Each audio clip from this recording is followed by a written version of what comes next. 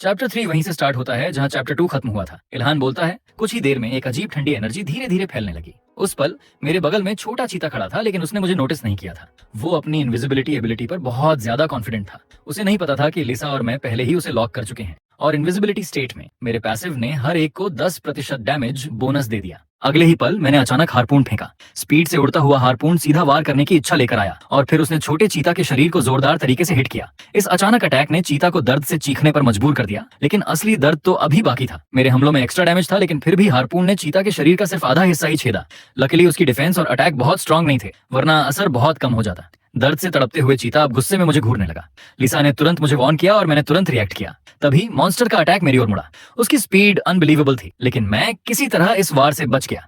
जैसे ही चीता पीछा करने की तैयारी करने लगा, मेरे फेंके गए हारपून ने आखिरकार अपना असली काम करना शुरू किया। चीता को महसूस हुआ कि वो आगे नहीं बढ़ पा रहा है, क्योंकि पीछे से हारपून की रोप ने उसे जकड़ रखा था।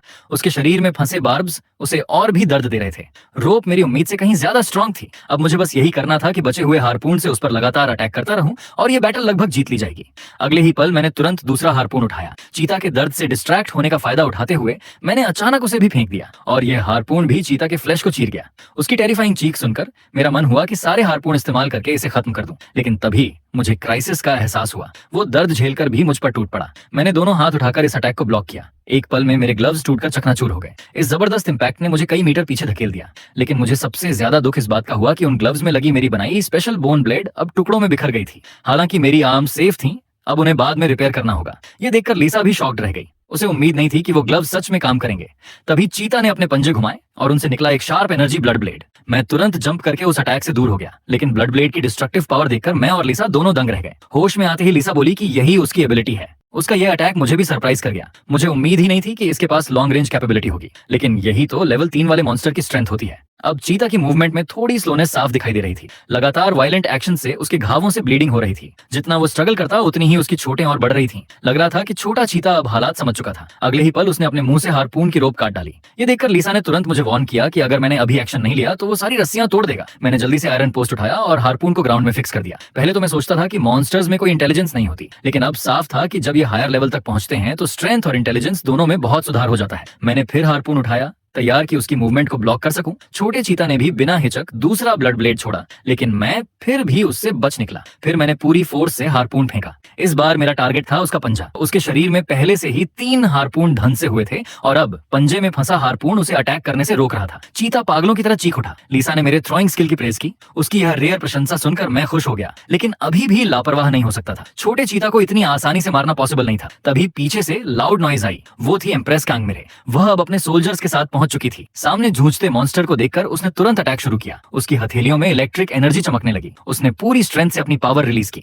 इस बार की बिजली पिछली बार से कई गुना ज्यादा पावरफुल थी। उसका वार छोटे चीता पर बहुत हैवी पड़ा और अब उनकी कार भी आकर मेरे सामने रुकी। कार से उतरकर एम्प्रेस ने सरप्राइज होकर देखा कि मैंने वाकई मॉन्स्टर को कैप्चर कर रखा है। उसके आने से मैं बेहद एक्साइटेड हो गया। वो बिल्कुल राइट टाइम पर आई थी। मैंने तुरंत उसके साथ स्ट्रेटेजी पर डिस्कस किया। मेरी प्लान थी कि एम्प्रेस इलेक्ट्रिक अटैक करके मेरे वॉर का साथ दे। एम्प्रेस की स्ट्रेंथ तेजी से बढ़ती जा रही थी। साफ था कि उसकी असली आइडेंटिटी बहुत इंपॉर्टेंट है, लेकिन यही तो बेस्ट था। जितनी वो स्ट्रांग होगी, शिकार उतना ही इजी होगा। चीता ने उसके अटैक का सामना किया, लेकिन अब उसका शेक करता बॉडी उसकी वीकनेस दिखा रहा था और अब असली हंटिंग बैटल शुरू हो चुकी थी। मैंने फिर से हारपून पोस्ट को ग्राउंड में ठोक दिया। छोटा चीता अभी अभी एम्प्रेस की बिजली से पैरालाइज हुआ था। उसके शरीर में पहले से ही 3 हारपून धन से हुए थे। अब वो कहीं नहीं जा सकता था। मैंने पूरी फोर्स से अगला हारपून फेंका। इस बार उसका दूसरा पंजा टारगेट बना। छोटा चीता बहुत पावरफुल था। मुझे डर था कि पोस्ट टूट सकते हैं, इसलिए मैं कोई चांस नहीं लेना चाहता था। मैंने एम्प्रेस से उसकी कंडीशन पूछी। उसने कहा कि अभी तुरंत बिजली गिरा सकती है, लेकिन अगर 2 मिनट और रुके तो उसका अटैक और भी स्ट्रांग होगा। मैंने उससे कहा कि 2 मिनट में वार करे, तब तक मैं इस मॉन्स्टर को उलझाए रखूंगा। चीता लगातार अटैक झेलकर भी खड़ा रहने की कोशिश कर रहा था। लिसा और मैं समझ गए थे कि उसकी स्टेमिना अभी पूरी तरह खत्म नहीं हुई है। मैंने फिर हारपून उठाया और अगले ही पल अटैक किया। चीता दर्द से ग्रोन करने लगा, लेकिन पंजों में दर्द होने के बावजूद उसने फिर कई ब्लड ब्लेड छोड़े। मुझे लगा उसका टारगेट मैं हूँ,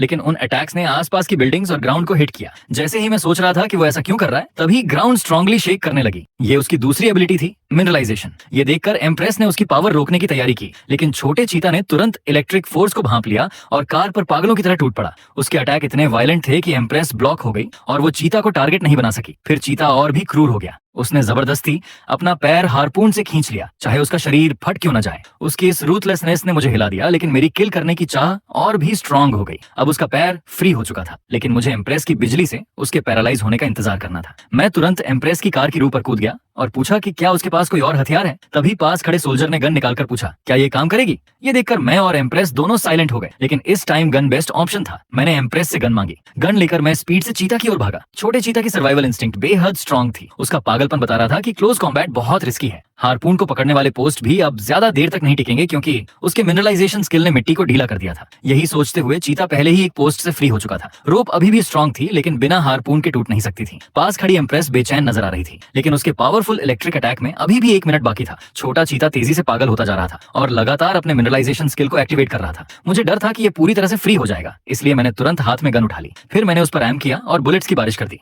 अनएक्सपेक्टेडली मेरी छोड़ी हुई बुलेट्स ने सच में चीता की आइज को इंजर कर दिया। ये मेरे शूटिंग स्किल के मैक्स लेवल पर पहुंचने की वजह से था। कार में एम्प्रेस भी शॉक्ड रह गई। उसे यहाँ तक डाउट हुआ कि मेरी गन एनहांस्ड है, क्योंकि लेवल 3 मॉन्स्टर्स नॉर्मली किसी भी कंडीशन में गन से हंट नहीं होते। वन पॉसिबिलिटी ये थी कि मेरी टेक्निक ने फायर आर्म को उसकी लिमिट से आगे पुश कर दिया था, लेकिन जल्द ही मेरी फायर पावर छोटे चीते को दबा नहीं पाई और मैंने एम्प्रेस को अर्जेंटली बुलाया। उसने तुरंत जवाब दिया, बस 7 सेकंड और मैं पावरफुल लाइटनिंग अटैक लॉन्च कर सकती हूँ। उसी पल छोटा चीता सभी हार्पून से सक्सेसफुली फ्री हो गया, लेकिन मैंने तुरंत गन फेंक दी। फिर एक हार्पून उठाया और चीता पर जोरदार स्ट्राइक मारा। शार्प पेन ने इसे रिस्पॉन्स देने में हेल्पलेस बना दिया और एम्प्रेस का अटैक फाइनली फुल चार्ज हो गया। अगले ही पल बिजली उसकी फिंगर से फट पड़ी और फिर टेरिफाइंग लाइटनिंग चीता के सर पर गिर गई।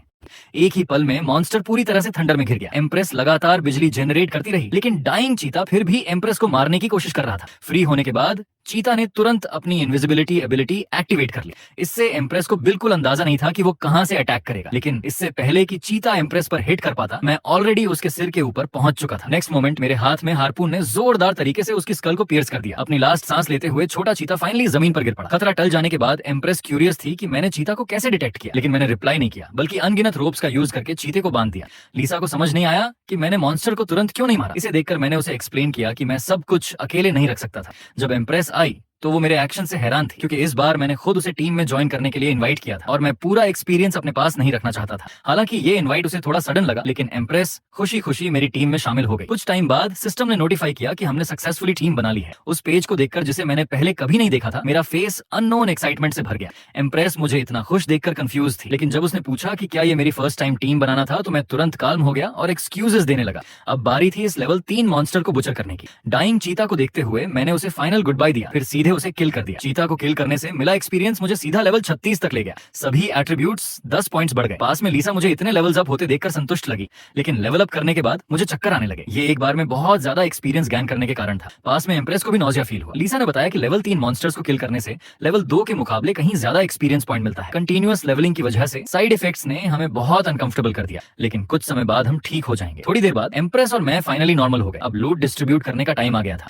मैं ओरिजिनली इंटैक्ट चीते की स्किन का यूज आर्मर को रीमेक करने के लिए करना चाहता था, लेकिन स्किन अब परफेक्ट इक्विपमेंट नहीं बना सकती थी। हालांकि स्किन लूज होना सैड था, लेकिन अगर मुझे एक मैजिक स्टोन मिल जाए तो वो काफी बड़ा कॉम्पेंसेशन होता। मॉन्स्टर्स की 100% मैजिक स्टोन ड्रॉप रेट नहीं होती और लेवल जितना हाई होता है, स्टोन कंडेंस होने की प्रायिकता उतनी ही कम होती है। चीते की स्किन काटने के बाद मैं अंदर पहुंचा और सर्च करने लगा। कुछ टाइम बाद मुझे कुछ फील हुआ और मैंने उसे बाहर निकाला। मेरे हाथ में जो ग्लो कर रहा था वो एक लेवल 3 मैजिक स्टोन था। इसका मतलब था कि मैं स्किल एवोल्यूशन से सिर्फ 2 कंडीशंस दूर था, लेकिन अब जबकि मैं एम्प्रेस के साथ टीम में था तो मैजिक स्टोन उसका भी हिस्सा होना चाहिए था। ये देखकर एम्प्रेस ने कहा कि उसका कंट्रीब्यूशन इतना बड़ा नहीं था, लेकिन मैंने कहा तुम्हारे बिना मैं किल अचीव नहीं कर सकता था। मेरी बात सुनकर एम्प्रेस बहुत खुश लगी। उसे उम्मीद नहीं थी कि लूट में उसे मेरी रिकॉग्निशन मिलेगी। उसने भी कंट्रीब्यूशन के हिसाब से डिस्ट्रीब्यूशन किया। उसने देखा कि मुझे सच में मैजिक स्टोन की जरूरत है। फिर उसने खुद कहा कि स्टोन को शेयर करने की जरूरत नहीं, बस मैं मॉन्स्टर के बुचर्ड रिमेन्स का हाफ हिस्सा उसे दे दूं। मेरे सरप्राइज फेस को देखकर एम्प्रेस ने एक प्रॉपर एक्सप्लेनेशन दिया। उसने कहा आज की दुनिया में बुचर और ब्लैकस्मिथ स्किल्स वाले लोग सबसे पॉपुलर हैं।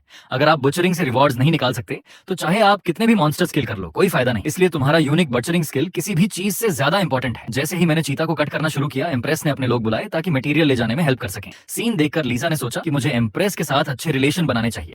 आखिर ऐसी बैकग्राउंड और स्ट्रेंथ वाले लोग रेयर होते हैं। हालांकि लीसा राइट थी, लेकिन सोशली एंग्शियस होने की वजह से मेरे लिए रिलेशनशिप बनाना अभी भी मुश्किल था। कुछ देर बाद मैंने फाइनली छोटे चीते को पूरी तरह से कट कर दिया। एम्प्रेस के साथ आए लोग कई ट्रक्स लेकर आए थे और उसने सबको मटेरियल लोड करने का इंस्ट्रक्शन दिया। मटेरियल हैंडल करने के बाद एम्प्रेस ने मुझे बहुत थैंक्स कहा कि मैंने न सिर्फ उसे एक्सपीरियंस दिलाने के लिए साथ लिया, बल्कि उसे ह्यूज मॉन्स्टर मटेरियल भी दिया। ये देखकर मैंने कहा कि छोटे चीते को किल करने में उसने भी बहुत मदद की। लेकिन फिर एम्प्रेस ने मुस्कुराते हुए हमारी टीम को डिसमिस करना चाहा। ये सुनकर मेरा दिल टूट गया। मैंने सोचा कि शायद मैंने कुछ ऐसा किया जो उसे पसंद नहीं आया, लेकिन एम्प्रेस ने कहा मुझे लगता है कि मेरे और तुम्हारे बीच का अंतर बहुत बड़ा है।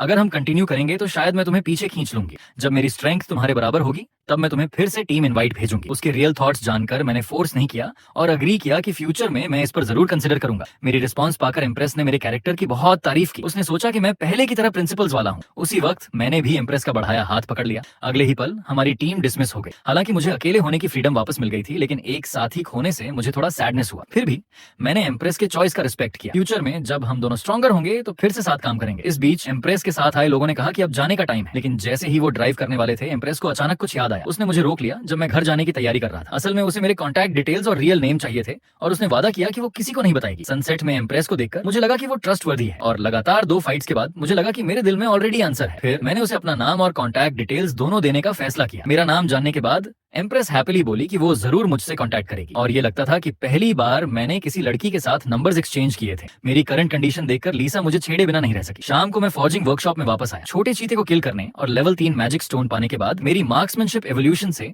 सिर्फ 2 कंडीशंस बाकी थी, लेकिन मेरा एसएस लेवल कंफर्ट स्किल अभी भी काफी दूर था, स्पेशली क्योंकि उसमें 500 लीटर ट्रोल ब्लड चाहिए था। अब तक धरती पर कोई ट्रोल नहीं मिला था। फ्यूचर में ट्रोल को एफिशिएंटली किल करने के लिए मैंने लीसा से ट्रोल नॉलेज के बारे में बहुत क्वेश्चंस पूछे। उसने बताया कि ट्रोल्स के पास एक्सट्रीमली स्ट्रॉन्ग रिजनरेटिव एबिलिटीज होती हैं। तब मुझे समझ आया कि कंफर्ट स्किल एवोल्यूशन के लिए ट्रोल ब्लड क्यों चाहिए था। शायद ये इवॉल्व हुए कंफर्ट को हीलिंग एबिलिटीज दे सकता है।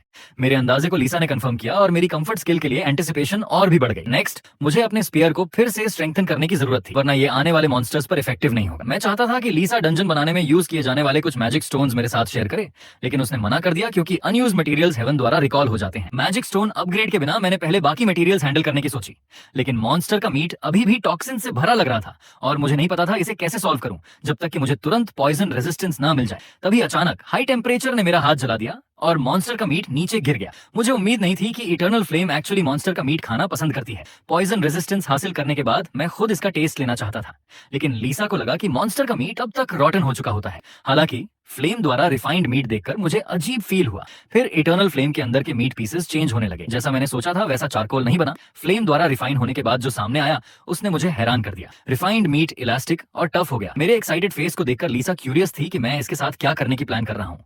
मैंने मीट को हैमर से मारते हुए उसे अपने प्लान्स बताए। ये इटर्नल फ्लेम द्वारा रिफाइन हुआ था, इसलिए इसमें हाई फायर रेजिस्टेंस होना चाहिए। अगर मैं इससे स्लिंग शॉट जैसी कोई चीज बनाऊं तो ये श्योरली इफेक्टिव होगी। फिर मैंने बड़ी मात्रा में मीट फ्लेम में डाल दिया। रिफाइंड मीट को प्रोसेस करते हुए मैंने अपने मेजरमेंट के हिसाब से स्लिंग शॉट ब्लूप्रिंट बनाना शुरू किया, जिसका काम चीते के टीथ हमो करेंगे। उनकी शार्पनेस बोन से कहीं ज्यादा थी। कुछ समय बाद कई बड़े टूथ बॉल्स सक्सेसफुली तैयार हो गए। कई घंटों बाद मेरे लिए सबसे ज्यादा जरूरी स्लिंग शॉट गन भी रेडी हो गई। अनफॉर्चुनेटली मैं इस पर अपग्रेड यूज नहीं कर सका। स्लिंग शॉट बेसिकली कंप्लीट था और रिफाइंड मीट बेस्ट स्ट्रिंग साबित हुआ। ये नया वेपन डेफिनेटली लेथल होगा, बस एक कमी थी कि इसका यूज करना काफी मुश्किल था, क्योंकि सिर्फ एमो लोड करना ही मेरे लिए बहुत परेशान करने वाला था। रियल फाइट में इसे लगातार यूज करना अनरियलिस्टिक लग रहा था, लेकिन एक फाइनल ट्रम्प कार्ड के तौर पर यह परफेक्ट था। लकीली डिवाइन आर्ट्स के बाद स्लिंग शॉट को 20% लोडिंग स्पीड बूस्ट मिला। ये मेरे लिए अनएक्सपेक्टेड हैप्पीनेस थी, लेकिन लीसा को अभी भी लगा कि स्लिंग शॉट में बहुत फ्लॉज हैं, क्योंकि इसकी लेंथ प्लस टीथ लगभग 3 मीटर थी। हालांकि ये वेपन बेसिकली बड़े मॉन्स्टर्स से निपटने के लिए था। मैंने छोटे मॉन्स्टर्स के लिए वेपन्स बनाने के लिए चीते की बोन्स यूज करने की सोची। पूरा दिन नए वेपन्स बनाने के बाद अगली सुबह भी मैंने रेस्ट नहीं किया, बल्कि डंजन बनाना कंटिन्यू किया।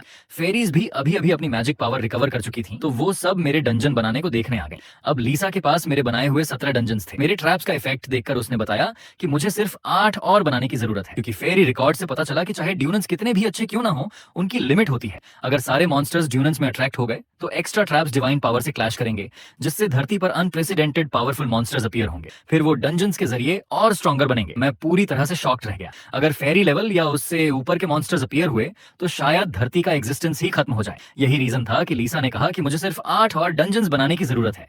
लेकिन पास के मेल फेरी हिल थोड़े इंपेशेंट लग रहे थे, क्योंकि धरती पर बहुत अनएक्सपेक्टेड ट्रबल्स आ रही थी और उनकी नजर में इन सारी परेशानियों में सबसे ज्यादा ट्रबल मेकर मैं ही था। एंजल हिल चाहता था कि लीसा फ्यूचर में मुझे डिसिप्लिन करे, लेकिन लीसा ने उसका विरोध किया, क्योंकि उसे गॉड ने मेरी मदद करने के लिए भेजा था, डिसिप्लिन करने के लिए नहीं। और उसके पास ये डिसाइड करने का और भी कम हक था कि मैं क्या करूं। ये सुनकर हिल खुद को रोक नहीं पाया और लीसा का मजाक उड़ाने लगा, ये सोचकर कि वो बहुत जिद्दी है। जैसे ही उसने ये बोला, डिवाइन पावर धीरे धीरे लिसा के हाथों में इकट्ठा होने लगी। अगले ही पल डिवाइन पावर की एक लाइट सोर्ड उसके हाथ में अपीयर हुई। लिसा ने अचानक अपनी तलवार हिल की तरफ मोड़ दी। क्लियरली उसे किसी का इंटरफेरेंस बिल्कुल पसंद नहीं था। ये देखकर हिल को लगा कि लिसा और भी अनरीजनेबल हो रही है। बाकी दो फेरीज ने भी लिसा का सपोर्ट कर दिया। उनका कहना था कि हिल को लिसा के मिशन में दखल देने का कोई हक नहीं है, इसके बजाय उसे अपनी रिस्पॉन्सिबिलिटीज पर ध्यान देना चाहिए। फिर भी साथी फेरीज होने के नाते उन्होंने लिसा को थोड़ा शांत करने की कोशिश की। सच कहें तो फेरीज हमेशा अपने आप को हाई बीइंग्स मानती थी, लेकिन जब लड़ाई झगड़े की बारी आती थी तो वो भी आम लोगों जैसी ही लगती थी। लिसा को ऐसे गुस्से में देखकर मुझे लगा कि शायद हम दोनों के बीच इतना बड़ा फर्क नहीं है जितना मैंने सोचा था। खैर, मैटर सेटल होने के बाद वो सब फिर से ट्रैप्स लगाने निकल पड़ी। हमेशा की तरह लिसा मेरे सिर पर कंफर्टेबली बैठी रही। जैसे ही हिल और बाकी फेरीज चली गईं, लिसा सॉफ्टली बोली, मुझे तुम्हें अपना ये दूसरा साइड नहीं दिखाना चाहिए था। मैंने उसे समझाया कि इसमें कोई प्रॉब्लम नहीं है। सच कहूं तो मुझे उसके डिफरेंट इमोशंस देखना अच्छा लगा, लेकिन लिसा को लगा कि मैं थोड़ा डम हूं, क्योंकि फेरीज ने तो बहुत पहले ही इंसानों के प्रति ये सारी फीलिंग्स कंट्रोल करना सीख लिया था। फिर भी हिल को देखकर मुझे डाउट हुआ। वो बिल्कुल भी ऐसा नहीं लग रहा था कि उसने अपनी इमोशंस को कंट्रोल कर लिया हो। यही रीजन लिसा ने भी रिवील किया। असल में हिल मुझसे जेलस था। मेरी स्किल्स और टैलेंट से वो इनसिक्योर फील कर रहा था और वो अपनी इनर इमोशंस दबा नहीं पा रहा था। ये सुनकर मैं थोड़ी देर के लिए स्टन्ड रह गया। तो क्या फेरीज की नजर में अब मैं नॉर्मल इंसान नहीं रहा? लेकिन फिर मैंने खुद को समझाया कि शायद लिसा थोड़ी ज्यादा ओवर एस्टिमेट कर रही है। फिर भी लिसा ने धीरे से कहा, तुम खुद को बहुत अंडर एस्टिमेट करते हो। वर्कशॉप में वापस आकर लिसा मुझे इस ट्रैप बनाने वाले मिशन को पूरा करने के लिए रिवॉर्ड देने वाली थी। रिवॉर्ड का नाम सुनते ही मैंने तुरंत उसे कहा कि मुझे सिर्फ प्रैक्टिकल चीजें चाहिए। लिसा ने मेरी शक्ल देखकर नफरत भरी नजर से देखा, क्योंकि जो रिवॉर्ड वो देने वाली थी वो मुझे बहुत शॉक करने वाला था। पृथ्वी पर डिवाइन पावर के उतरने की वजह से कई नई मेटल वेन्स वाले डंजन्स प्रकट हुए थे और वो मुझे उन डंजन्स की लोकेशन देने वाली थी। पहले कभी न मिली धातुओं के बारे में सुनकर मेरी तुरंत इंटरेस्ट जाग गई। सच में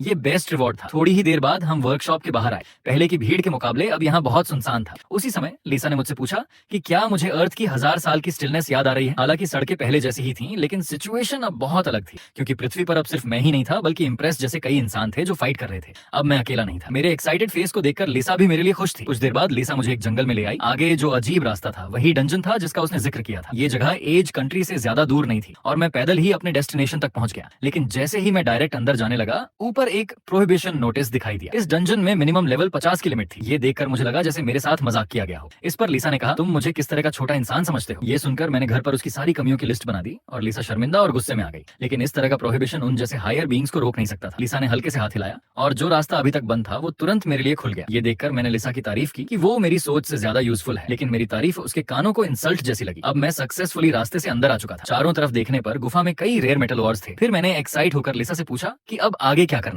मैंने सोचा था लिसा के पास कुछ प्रॉपर इंस्ट्रक्शंस होंगे, लेकिन अनएक्सपेक्टेडली उसने मेरे लिए एक सेफ्टी हेलमेट निकाला। ऐसा लग रहा था जैसे लिसा मुझे मिजोर समझकर खुदाई करवाने आई हो। जैसे ही मैंने फावड़ा कंधे पर रखा और मारने की तैयारी की, लिसा ने तुरंत कहा कि असली मेटल बाहर का और नहीं है, असली मेटल तो स्टोन मॉन्स्टर्स के हार्ट्स हैं। लेकिन मुझे नहीं लगता था कि ये मॉन्स्टर जैसे दिखते हैं। मैंने सोचा था कि स्टोन मॉन्स्टर्स अचानक मुझ पर एम्बुश करेंगे, लेकिन लिसा ने कहा कि वो हिल भी नहीं सकते। ये सुनकर मुझे थोड़ी डिसअपॉइंटमेंट हुई, क्योंकि आने वाला टाइम बहुत बोरिंग होने वाला था। अच्छा हुआ कि फॉर्जिंग के टाइम पर मैंने नए टूल्स बनाए थे, जिनमें से एक था हैवी एक्स हैमर। इसे देखकर लिसा ने भी माना कि ये टूल और मॉन्स्टर से निपटने के लिए परफेक्ट है, लेकिन इस टूल में कई फ्लॉज थे। एक बार मुझे रेयर मेटल मिल गया तो शायद मैं इसे फेंक दूं। खुद को रेडी करने के बाद मैंने पूरी ताकत से एक्स हैमर घुमाया। अगले ही पल हार्ड मॉन्स्टर पत्थर के टुकड़ों में टूट गया। मुझे जिसकी उम्मीद नहीं थी वो ये था कि मुझे सिर्फ एक्सपीरियंस पॉइंट्स ही नहीं मिले, बल्कि मेरे क्रिटिकल स्ट्राइक स्किल का लेवल भी अप हो गया। सबसे शॉकिंग ये था कि मॉन्स्टर एक हिट भी नहीं झेल पाया। मॉन्स्टर के टूटने पर जो शाइनी मेटल ब्लॉक्स पीछे बचे वही उनके हार्ट्स थे, और यही इस जर्नी के जरूरी रेयर ऑर्स भी थे। नॉर्मली जब और मॉन्स्टर्स को खतरा महसूस होता है तो वो अपने मेटल हार्ट्स का यूज उस बॉडी पार्ट को स्ट्रॉन्ग करने में करते हैं जिस पर अटैक हो रहा हो। इसलिए दो लोगों का एक साथ ब्रेन लगाना सबसे इजी तरीका था। हालांकि क्योंकि ओपोनेंट सिर्फ सेकंड लेवल का मॉन्स्टर था, ये मेरे अटैक को बहुत मुश्किल से ही झेल पा रहा था। आगे के टाइम में मैंने लगातार मेटल हार्ट्स कलेक्ट करना शुरू कर दिया और मिला एक्सपीरियंस मुझे लेवल 1 तक अपग्रेड कर गया। लेकिन पूरा दिन काम करने के बाद इस वक्त मैं बहुत बोर हो चुका था। इस डंजन में ना कोई एडवेंचर था, ना कोई रोमांच, कुछ भी नहीं। हम गुफा में और डीप गए और जल्दी ही हमारा सामना तीसरे लेवल के एक ह्यूज मेटल मॉन्स्टर से हुआ। ये उन छोटे मॉन्स्टर से लगभग 20 लेवल ऊपर था जिन्हें मैंने पहले मारा था। तो नेचुरली इसकी डिफेंस इतनी ईजी नहीं थी कि एक्स हैमर उसे ब्रेक कर सके। लेकिन इस तरह के हाई डिफेंस मॉन्स्टर से निपटने के लिए मेरा नया इन्वेंटेड स्लिंग शॉट गन काम आया। मैंने तुरंत गन को कंधे पर रखा और मेटल मॉन्स्टर के ऊपर जंप कर गया। जब शार्प टूथ बुलेट्स उसके शरीर से टकराई तो पूरी गुफा में क्रैकिंग साउंड गूंज उठी। अगले ही पल बड़ा मेटल मॉन्स्टर भी टुकड़ों में बदल गया। लेकिन उसी टाइम स्लिंग शॉट गन की कमजोरी सामने आ गई। चलाई गई बुलेट जमीन में गहराई तक धंस गई और स्ट्रॉन्ग इंपैक्ट फोर्स के कारण टूट भी गई। ये देखकर मैंने सोचा कि मैं यहाँ बुलेट्स वेस्ट नहीं कर सकता, वरना खत्म होने पर उन्हें रिफिल करना मुश्किल होगा। रिसाइकलिंग और रीयूज के बारे में सोचते हुए लिसा ने फिर भी मुझे पहले मेटल हार्ट्स कलेक्ट करने की सलाह दी। बड़े मेटल मॉन्स्टर्स द्वारा छोड़े गए हार्ट्स ज्यादा स्मूथ और यहाँ तक कि और हार्ड भी थे। लिसा ने कहा कि हालांकि ये सबसे हाई ग्रेड मेटल कोर नहीं था, लेकिन ये करंट अर्थ के लिए काफी था। इतनी रेयर मेटल्स मिलने से मेरी इंटरेस्ट तुरंत और बढ़ गई, लेकिन क्योंकि मैं स्लिंग शॉट गन को अब ज्यादा यूज नहीं कर सकता था, मुझे एक्सन हैमर घुमाना पड़ा और धीरे धीरे खुदाई करनी पड़ी। एक हफ्ते बाद गुफा के मेटल मॉन्स्टर्स लगभग पूरी तरह मेरे द्वारा क्लियर कर दिए गए थे, लेकिन अनफॉर्चुनेटली मैं किसी भी हाई लेवल मेटल किंग से नहीं टकराया। सारे मेटल हार्ट्स कलेक्ट करने के बाद लिसा और मैं ड्यूनियन से बाहर आ गए, लेकिन जैसे ही हम बाहर निकले, सामने के नजारे ने मुझे हैरान कर दिया। पता चला कि जो एंजल्स अंडरग्राउंड सिटी बनाने का काम पूरा कर चुके थे, वो वापस आ गए थे और उनके साथ गुड न्यूज भी आई थी। अंडरग्राउंड सिटी के ऑपरेशन से अर्थ फिर से नॉर्मल हो चुकी थी और सक्सेसफुली अपग्रेड भी पूरा हो गया था। मॉन्स्टर्स भी धीरे धीरे गायब हो रहे थे और अब सिविलाइजेशन का रिवाइवल शुरू हो गया था। कई लोग इन्फॉर्मेशन मिलते ही दूसरी दुनिया से वापस लौट आए थे। हेवंस ने यह भी डिसाइड किया कि अब दूसरी दुनियाओं के मिशन रिवॉर्ड्स पर रिस्ट्रिक्शन लगाए जाएंगे ताकि ह्यूमंस वहां परमानेंट न रुक सके। इसलिए जब हम अभी लौटे थे, सड़कों पर फिर से वही हस्टल बस्टल वापस आ गया था। ड्यूनन से लौटने के बाद मैं फिर से इक्विपमेंट बनाने में लग गया। मेरे सामने का आर्मर, जिसे स्पेशल मेडल और मेरी टेक्निक्स से एनहांस किया गया था, अब लेजेंडरी लेवल तक पहुंच चुका था। इसमें पावरफुल पैसिव इफेक्ट्स भी आ गए थे। ये देखकर मैं एक्साइटेड हुए बिना नहीं रह पाया। इसका मतलब था कि जब भी मैं आर्मर पहनकर इनविजिबिलिटी मोड में स्पीयर अटैक करता, तो मुझे प्लस 50% अटैक पावर का बोनस मिलता। इसके अलावा इस इक्विपमेंट को फोर्ज करने के बाद मेरा ब्लैक स्मिथ प्रोफेशन भी मिथिकल लेवल तक अपग्रेड हो गया। आगे अब वेपन्स की बारी थी और ये समय था स्पीयर को छोड़ने का। मैंने तुरंत उसे पुराने आर्मर के साथ इटर्नल फ्लेम में फेंक दिया। उसी समय सिस्टम ने नोटिफाई किया कि इटर्नल फ्लेम ने अपना अपग्रेड पूरा कर लिया है। इटर्नल फ्लेम बहुत हैप्पी भी लग रही थी, लेकिन पूरे दिन बिजी रहने के बाद मैं काफी एग्जॉस्टेड था। इसलिए मैंने डिसाइड किया कि घर जाकर प्रॉपर रेस्ट करूं। अगली सुबह मैं जल्दी उठ गया। लिविंग रूम का सीन मेरे लिए नॉस्टैल्जिक था। मेरे पेरेंट्स दूसरी दुनिया से लौट आए थे और मेरी मॉम पहले की तरह ब्रेकफास्ट बना रही थी। मॉन्स्टर्स के मास इन्वेजन के बाद से मैंने बहुत लंबे टाइम तक नॉर्मल फूड ठीक से नहीं खाया था, लेकिन ब्रेकफास्ट के बीच में ही डैड को जल्दी से वर्क पर जाना था, क्योंकि अब सब कुछ नॉर्मल हो गया था। उन्हें अपना प्रीवियस जॉब जारी रखना पड़ा। हालांकि बहुत से लोगों ने मॉन्स्टर हंटर बनने के लिए अपनी जॉब्स छोड़ दी थी, लेकिन डैड अब भी स्टेबिलिटी पसंद करते थे। जाने से पहले मैंने जल्दी से डैड को रोका और उन्हें डिफेंसिव अंडरवेयर पहनाया जो मैंने पहले बनाया था। ये लो लेवल मॉन्स्टर्स के ज्यादातर डैमेज को रोक सकता था। डैड को बाय कहने के बाद मॉम ने कहा कि यूनिवर्सिटीज फिर से खुल गई हैं और पूछा कि क्या मैं स्कूल वापस जाना चाहता हूँ। ये सुनकर मैंने तुरंत मना कर दिया, क्योंकि अब मुझे इसकी जरूरत नहीं थी। मॉम ने मेरे डिसीजन को सपोर्ट किया और मुझे फोर्स नहीं किया। ब्रेकफास्ट खत्म करने के बाद मैंने मॉम के लिए भी वही डिफेंसिव अंडरवेयर बनाया, लेकिन उनकी इंटरेस्ट मेरे हैवी हैंडबैग में ज्यादा थी। हालांकि बैग काफी हैवी था, इसलिए मैंने वो मॉम को नहीं दिया और इंस्टेड उन्हें एक लाइट पोर्टेबल बैकपैक दिया। घर से निकलकर मैं फिर से वर्कशॉप पहुंचा, लेकिन जैसे ही मैंने दरवाजा खोला, अंदर एवरीथिंग पूरी तरह रेनोवेटेड हो चुका था। पता चला कि ये गॉड की तरफ से एक रिवॉर्ड था। वर्कशॉप के सारे टूल्स अब हाई लेवल के थे और ये मटेरियल्स तो केवल अर्थ के सेकंड स्टेज में डेवलप होने के बाद ही मिल सकते थे। जैसे ही मैं ब्राइट आई से उन्हें देख रहा था और लिसा ऑफ गॉड का थैंक्स कर रहा था, लिसा ने कहा कि ये सारे रिवॉर्ड्स नहीं है। फिर वो मेरे पास एक बुक लेकर आई। इसमें पॉइजन रेजिस्टेंस स्किल थी। ये मुझे लेवल 4 मॉन्स्टर्स के पॉइजन को रेजिस्ट करने में हेल्प करेगी। ये देखकर मैं और भी एक्साइटेड हो गया, क्योंकि इसका मतलब था कि फ्यूचर में मैं मॉन्स्टर मीट भी फ्रीली खा सकता था। अब लास्ट रिवॉर्ड बचा था। अर्थ ने अपना एवोल्यूशन पूरा कर लिया था, इसलिए लिसा मुझे उस डंजन का लोकेशन देने वाली थी जहां ट्रॉलर्स दिखाई दिए थे। वो जगह वास्तव में कंट्री एन में थी। लिसा से इन्फो मिलने के बाद मैंने तुरंत टिकट खरीदी और एयरपोर्ट पहुंच गया। मेरी इतनी जल्दी का कारण ये था कि ये मेरी फर्स्ट एयरप्लेन जर्नी होने वाली थी। लेकिन तभी लिसा ने माथा पकड़ लिया और बोली, मुझे लगता है मैं कुछ भूल गई। उसने कहा कि अर्थ का ऑर्डर अब पूरी तरह रिस्टोर हो चुका है और अब फॉरेन ट्रैवल के लिए पासपोर्ट और वीजा जरूरी है। ये तो बेसिक कॉमन सेंस था, लेकिन मेरे पास दोनों में से कुछ भी नहीं था। ये सुनकर मैं शॉक्ड हुआ। फिर धीरे से बोला कि मेरे पास एक और तरीका है, इनविजिबिलिटी इफेक्ट यूज करके चुपचाप पार करना। जैसे ही मैंने सोचा कि एयरपोर्ट में कोई भी मुझे डिटेक्ट नहीं कर पाएगा, मैं खुशी खुशी प्लेन में सवार हो गया। सीट पर बैठने तक मुझे क्लियर हो गया कि मॉडर्न सर्वेलेंस इनविजिबिलिटी स्किल को डिटेक्ट नहीं कर सकती। मेरे बगल में बैठी यंग वुमन कुछ ड्रिंक्स पुश कर रही थी। मैंने बेशर्मी से एक बोतल उठा ली। इससे वो शॉक रह गई, समझ ही नहीं पाई कि हुआ क्या। और इसी सीन के साथ पार्ट 3 यहीं खत्म होता है। मैं यहाँ एक छोटी सी माफी मांगना चाहता हूँ, क्योंकि पिछले वीडियो में मैंने लड़कियों को लव यू बोल दिया था। असल में तो मुझे कहना चाहिए था आई लव यू गर्ल्स। तो अब नेक्स्ट पार्ट के लिए अपने फेवरेट वर्ड एल के भी कमेंट करना मत भूलना।